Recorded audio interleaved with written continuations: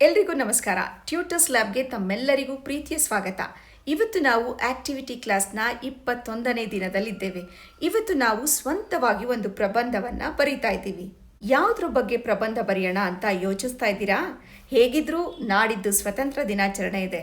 ಹಾಗಾಗಿ ನಮ್ಮ ದೇಶದ ಬಗ್ಗೆ ಒಂದು ಪುಟ್ಟ ಪ್ರಬಂಧವನ್ನು ನಾನಿವತ್ತು ಹೇಗೆ ಬರೆಯೋದು ಅಂತ ನಿಮ್ಗೆ ಹೇಳ್ಕೊಡ್ತೀನಿ. ಶುರು ಮಾಡೋಣ. ನಮ್ಮ ದೇಶ ಭಾರತ. ನಮ್ಮ ದೇಶ ಭಾರತ. ಇದು ಪ್ರಪಂಚದ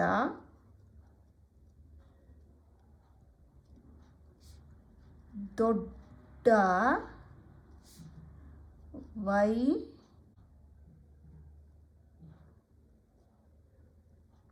ವೈವಿಧ್ಯಮಯ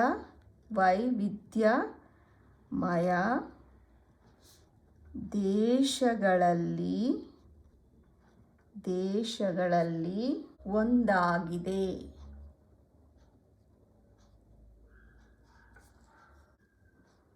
ಭಾರತವನ್ನು ವಿವಿಧತೆಯಲ್ಲಿ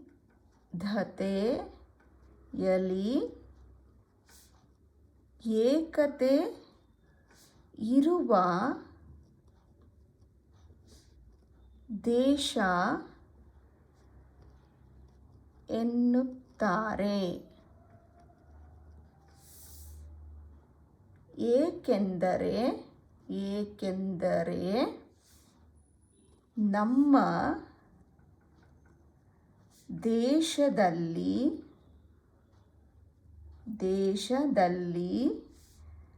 ಅನೇಕ ಭಾಷೆಗಳು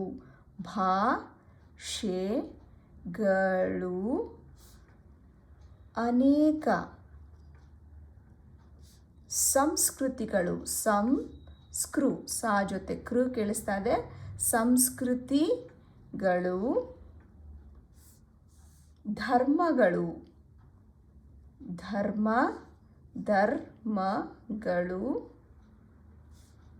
ಮತ್ತು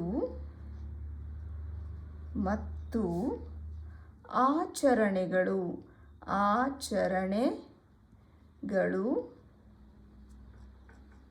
ಇವೆ. ಪ್ರತಿಯೊಬ್ಬ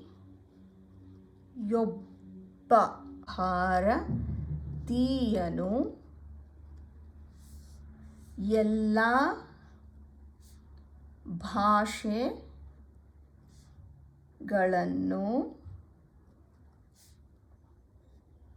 ಸಂಸ್ಕೃತಿಗಳನ್ನು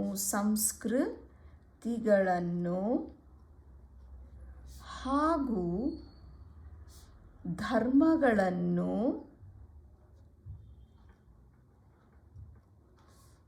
ಪರಸ್ಪರ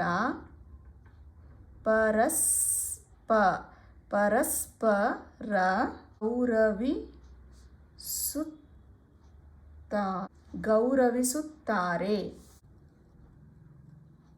ನಮ್ಮ ದೇಶಕ್ಕೆ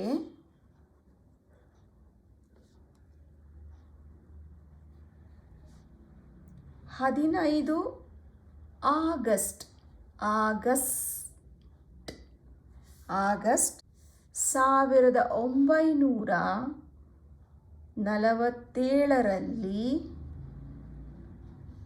ಸ್ವಾತಂತ್ರ್ಯ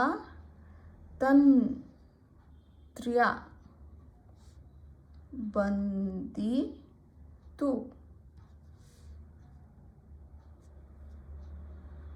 ನಮ್ಮ ರಾಷ್ಟ್ರಧ್ವಜವು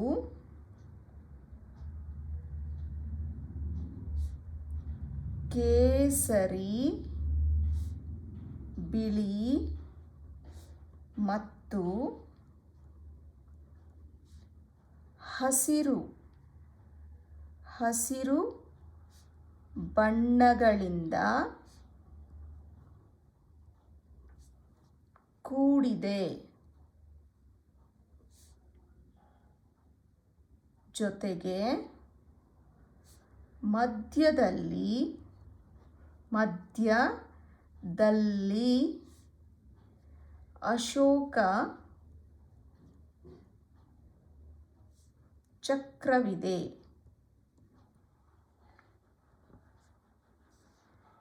ನಮ್ಮ ರಾಷ್ಟ್ರ ಗೀತೆ ಜನ ಗಣ ಮನ. ನಾವು ನಮ್ಮ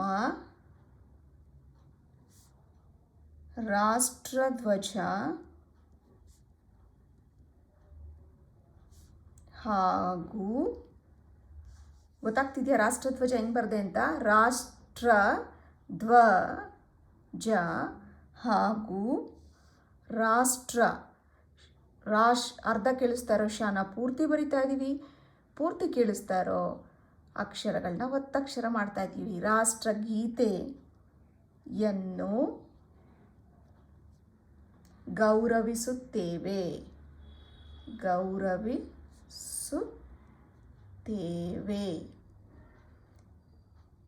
ಇವತ್ತು ನಾನು ನಿಮಗೆ ನಮ್ಮ ದೇಶ ಭಾರತದ ಬಗ್ಗೆ ಒಂದು 15 ವಾಕ್ಯಗಳಲ್ಲಿ ಸಣ್ಣದಾಗಿ ಒಂದು ಪ್ರಬಂಧವನ್ನು ಬರೆದು ನಾನು ನಿಮಗೆ ಸ್ವಂತವಾಗಿ ಬರೆಯೋ ಅಭ್ಯಾಸ ಆಗಲಿ ಅಂತ ತುಂಬ ಸರಳವಾಗಿ ಪ್ರಬಂಧವನ್ನು ಬರೆದು ತೋರಿಸಿದ್ದೀನಿ.